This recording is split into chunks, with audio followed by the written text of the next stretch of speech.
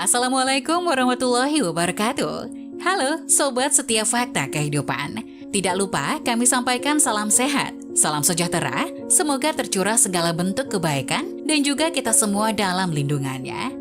Seperti biasa, kita akan berbagi kisah dari yang unik, menarik, sampai bikin nangis. Mari kita simak kisahnya.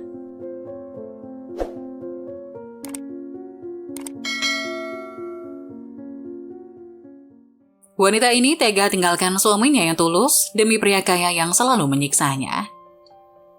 Ketulusan merupakan sikap memberi tanpa pamrih, jadi ketulusan tidak pernah mengharap balasan atau imbalan atas semua yang telah dilakukan. Ketulusan tersebut muncul dari dalam lubuk hati yang paling dalam. Dengan ketulusan bisa membuatmu menerima segala sesuatu dengan apa adanya. Orang yang benar-benar tulus biasanya tidak akan peduli dengan keadaan diri sendiri. Di sebuah kota kecil yang teduh, hiduplah seorang wanita bernama Arini. Arini adalah seorang wanita cantik dengan mata yang penuh keceriaan dan senyum yang memikat hati siapapun yang melihatnya. Dia telah menikah dengan seorang pria baik hati bernama Adi yang bekerja sebagai guru di sekolah setempat. Mereka memiliki kehidupan yang sederhana tapi penuh cinta. Di saat Arini sedang sakit, Adi selalu berada di sampingnya, mencurahkan segala perhatian padanya. Bahkan Adi selalu menyuapi Arini agar istrinya itu cepat sembuh. "Cepat sembuh ya sayang," kata Adi pelan. "Aku bakal sembuh kalau kamu menuruti kemauan aku, Mas. Apa yang kamu inginkan? Aku akan berusaha semaksimal mungkin untuk memenuhi kebutuhanmu. Karena sekarang kamu adalah tanggung jawabku. Aku pengen motor PCX." Mendengar permintaan dari Ari ini, Adi pun kaget. Ia kebingungan, harga motor itu bukanlah harga yang terjangkau. Adi pun tidak mempunyai cukup uang untuk membeli itu. Tapi karena dia tidak ingin mengecewakan Ari ini, Adi pun hanya mengiyakan lalu meminta Ari ini untuk tidur agar lekas sembuh. Setelah melayani Arini yang sakit, Adi langsung bergegas mencari surat-surat tanah warisan yang ditinggalkan orang tuanya.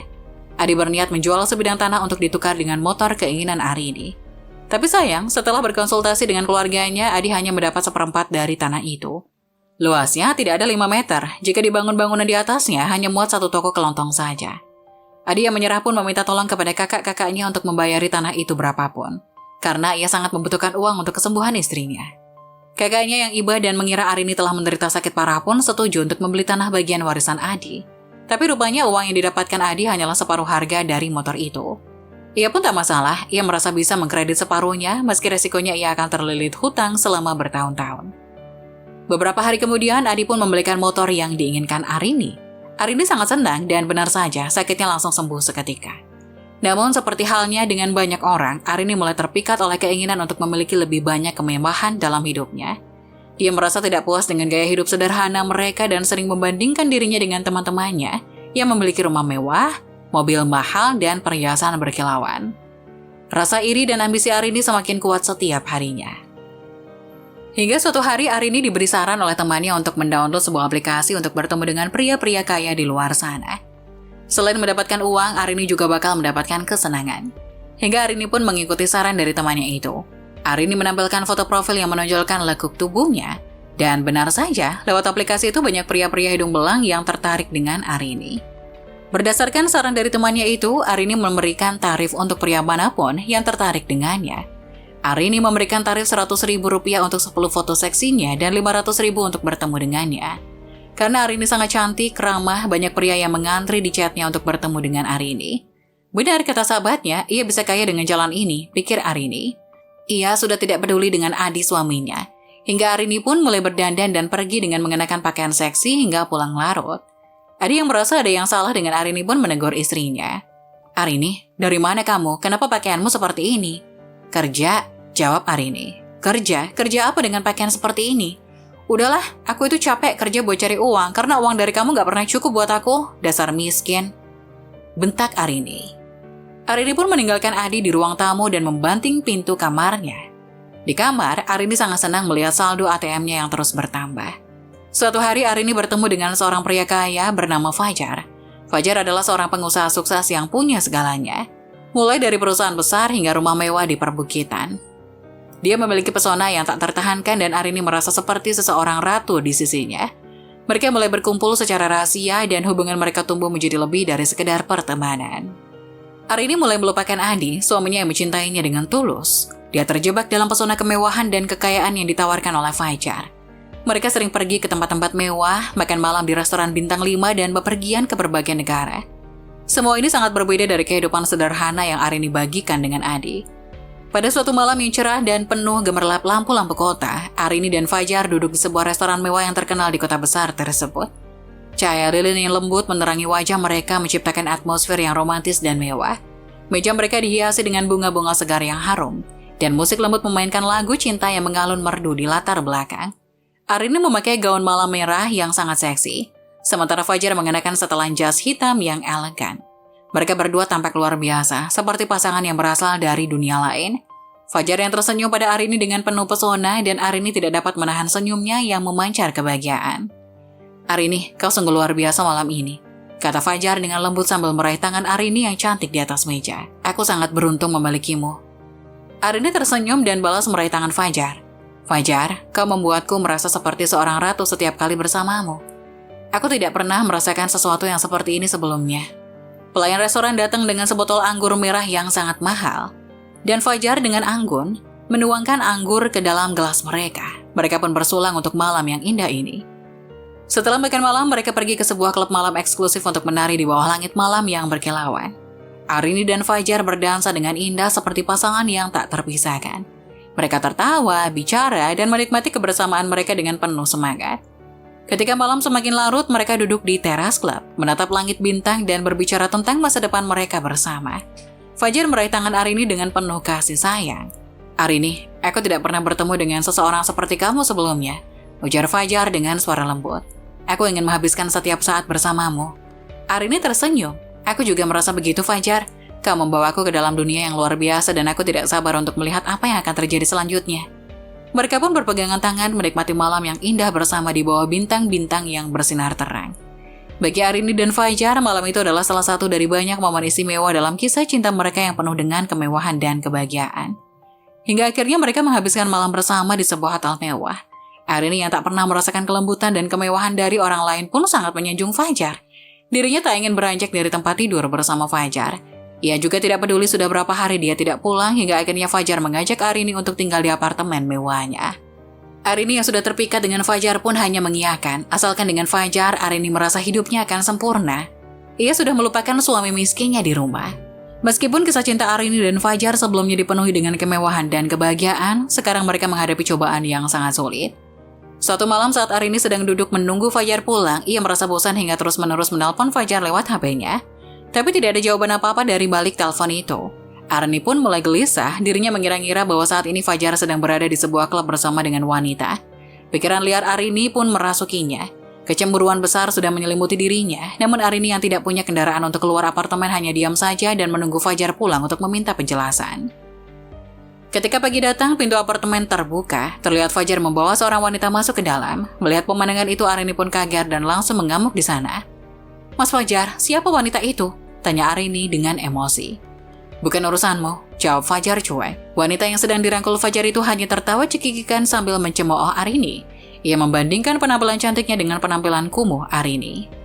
Mendapati tatapan menghina, Arini pun melihat pakaiannya, dirinya terlihat sangat berantakan. Ia hanya mengenakan kaos dengan rambut berantakan, berbeda dengan wanita yang dibawa Fajar yang terlihat cantik, seksi, dan elegan. Namun di saat Arini sedang introspeksi, tiba-tiba tubuh Arini didorong oleh Fajar. Ia pun membawa wanita itu ke kamarnya dan mengunci kamar itu. Arini tidak menyangka akan mendapat perlakuan seperti itu dari Fajar, orang yang sangat dipujanya. Hingga setelah wanita itu keluar dari kamar Fajar dan pulang ke rumah, emosi Arini pun kembali memuncak. "Apa-apaan kamu, Mas? Kamu seenaknya bawa pelacur ke dalam rumah," bentak Arini. Mendapat bentakan itu, Fajar langsung menampar pipi Arini dengan sangat keras hingga Arini terhuyung jatuh. Itu adalah pertama kali insiden KDRT terjadi. Arini merasa terkejut dan terluka. Fajar yang sebelumnya penuh pesona berubah menjadi orang yang sangat berbeda ketika dia marah. "Sadar diri kamu juga pelacur. Dan jangan lupa ini adalah tempatku, apartemenku, jadi aku bebas mau membawa masuk wanita mana saja. Kalau kamu ingin tetap tinggal di rumah ini, sebaiknya kamu diam," bentak Fajar sambil menjabak rambut Arini. Dia mulai melampiaskan kemarahannya kepada Arini secara fisik dan emosional. Arini yang sebelumnya merasa begitu terikat kepada Fajar sekarang terjebak dalam situasi yang sangat sulit. Di saat seperti itu, Arini kembali teringat dengan suaminya. Ia tidak pernah diperlakukan kasar oleh Adi selama menjadi istrinya. Ia sadar sudah berbulan-bulan kabur dari rumah dan tinggal di apartemen Fajar karena silau dengan kemewahan. Akhirnya Arini pun menangis. "Aku mau pulang, aku gak mau tinggal bareng kamu lagi, Mas," kata Arini sambil nangis. Tapi bukannya mengizinkannya pulang, Fajar malah makin marah. Ia kembali memukuli Arini hingga Arini lemas. Enak saja, aku sudah bayar mahal atas dirimu, sepatumu, bajumu, tasmu. Sekarang kamu adalah wanita jalangku, pelacurku. Aku bisa melakukan apapun denganmu sekarang. Fajar pun menyeret Arini masuk ke dalam kamarnya dan memaksa Arini untuk melayaninya dengan kasar. Arini yang mendapat perlakuan kasar dari Fajar hanya bisa menjerit kesakitan. Ia seakan sedang mendapat karma dari sebuah perbuatannya. Sekarang Arini tidak bisa lagi pergi kemanapun. Setiap hari Arini harus menyaksikan Fajar membawa pulang wanita yang berbeda. Ia juga diperlakukan seperti babu di rumah itu. Setiap hari yang terjadi adalah tangisan Arini meraung-raung. Di saat Fajar tidak di rumah, Arini akan menangis menyesali perbuatannya yang meninggalkan suaminya yang tulus mencintainya di rumah. Ia baru sadar bahwa mendapat cinta yang tulus adalah anugerah yang tidak bisa ditukar dengan apapun. Hingga di saat Arini sedang menangis di balkon, tetangga apartemennya yang selalu mendengar tangisan Arini itu pun merasa iba. Ia membantu Arini untuk kabur keluar dari apartemen itu lewat balkon yang tersambung di rumahnya. Mendapat bantuan dari tetangga apartemen itu, Arini pun sangat senang. Ia sangat berterima kasih kepada orang yang tidak dikenalnya. Arini yang sudah bebas dari apartemen mewah yang sekarang mirip dengan penjara baginya itu pun langsung lari dan memesan taksi untuk pulang ke rumah suaminya, Adi. Beberapa jam setelah di perjalanan, Arini pun sampai di depan rumahnya yang ia tinggali dulu dengan Adi. Rumah sederhana tapi sangat hangat karena selalu diisi oleh cinta dari Adi. Seketika rasa rindu dan haru langsung menyelimuti Arini. Dirinya sangat merindukan Adi suaminya. Ketika ia turun dari sebuah taksi, semua tetangga memandang Arini dengan sinis. Arini tahu itu akibat dari perbuatannya yang tidak pulang. Tapi Arini mencoba untuk mengabaikan tatapan sinis tetangga itu dan memilih masuk ke dalam rumahnya. Sampai di dalam rumah, Arini dikagetkan oleh keadaan rumah yang sudah kosong melompong. Tidak ada meja kursi. Arini pun memanggil nama suaminya. Ketika ia memasuki kamar tidurnya dulu, ia juga dikagetkan dengan keadaan kamar yang hanya tersisa kasur usang saja. Lemari dan meja riasnya raib, hilang entah kemana. Hawa hangat rumah itu pun berubah menjadi dingin seolah sudah lama tidak ditinggali manusia di dalamnya. Hingga salah satu tetangganya pun masuk memanggil Arini. "Mbak Arini?" "Iya, Bu." "Astagfirullah. Alhamdulillah Mbak Arini akhirnya ketemu dan kembali. Gimana keadaannya Mbak? Sehat kan?" kata tetangga Arini yang sudah Arini lupakan namanya. "Iya Bu, alhamdulillah sehat. Tapi kok rumah saya?" Belum selesai Arini ngomong, tetangga itu langsung bercerita bahwa sepeninggal Arini dari rumah, suaminya Adi sangat kehilangan. Adi mengira bahwa Arini sudah diculik hingga ia menjual barang-barang di rumahnya hanya untuk mencari keberadaan Arini. Tapi hasilnya nihil. Polisi pun sudah mencoba ikut mencari tapi tidak ada jejak dari Arini. Mendapati kabar dari polisi, Adi pun terjatuh sakit dan terkena stroke karena sangat memikirkan Arini. Dan Adi sudah meninggal seminggu yang lalu karena stroke-nya makin parah. Hartanya habis bukan untuk berobat tapi malah untuk membayar orang mencari Arini. Mendengar penjelasan dari tetangganya itu, kaki Arini lemas seketika. Dirinya tidak menyangka bahwa Adi akan berkorban segalanya hanya demi dirinya. Ia juga menyesalkan kelakuannya sendiri karena pergi tanpa pamit dan tidak pernah memberi kabar kepada suaminya. Arini menangis sejadi-jadinya. Hidupnya sudah hancur akibat perbuatannya sendiri. Kini Arini hidup dalam penyesalan di rumah kosong peninggalan suaminya yang tetap mencintainya hingga akhir hayat meski sudah dikhianati. Nah, bagaimana menurut kalian? Jangan lupa tulis pendapat kalian di kolom komentar ya. Wassalamualaikum warahmatullahi wabarakatuh.